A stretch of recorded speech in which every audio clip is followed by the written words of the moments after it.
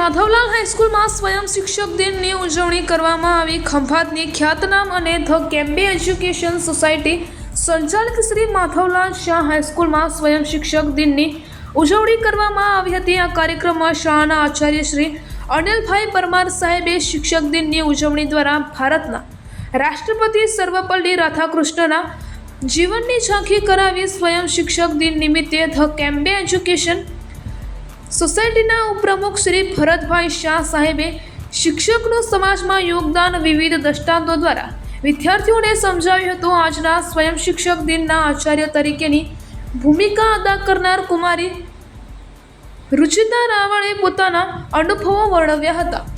સ્વયં શિક્ષક દિન નિમિત્તે નિમાયેલા સુપરવાઇઝર પ્રતિષ્ઠાએ શિક્ષણ કાર્ય અને શાળા સંચાલનમાં શિક્ષકની ભૂમિકા વિશે જણાવ્યું હતું। શાળાના શિક્ષક શ્રી અલ્પેશભાઈ પરમારે શ્રેષ્ઠ શિક્ષકોને ઇનામની ઘોષણા કરી હતી।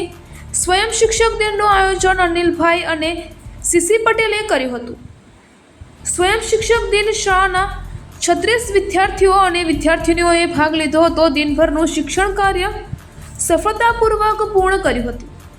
આ સમગ્ર કાર્યક્રમનું સંચાલન બીએડના તાલીમાર્થી બહેનો ચૈતાલી દરજી, નુસરત શેખ અને કિંજલ દવેએ કર્યું હતું।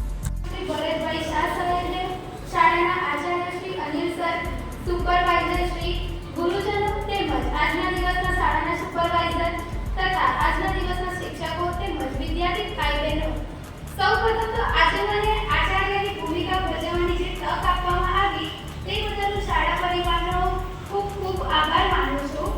શિક્ષક દિન માટે જ્યારે મારી પસંદગી થઈ અને હું ગણિત વિજ્ઞાનના શિક્ષકની જવાબદારી મને મળી ત્યારે હું ઘણી ખુશ હતી, પરંતુ અચાનક જ્યારે મને એવી જાણ કરવામાં આવી કે મારે આચાર્યશ્રીની ભૂમિકા ભજવવાની છે તો સૌપ્રથમ તો મને આ વાતનો વિશ્વાસ જ ના થયો, પરંતુ જ્યારે મને ખરેખર જાણ સૌથી પહેલા તમને બધાને શિક્ષક દિવસની શુભકામનાઓ।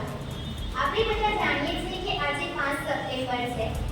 આ દિવસે આપણે બધા શિક્ષક દિન તરીકે ઉજવીએ છીએ।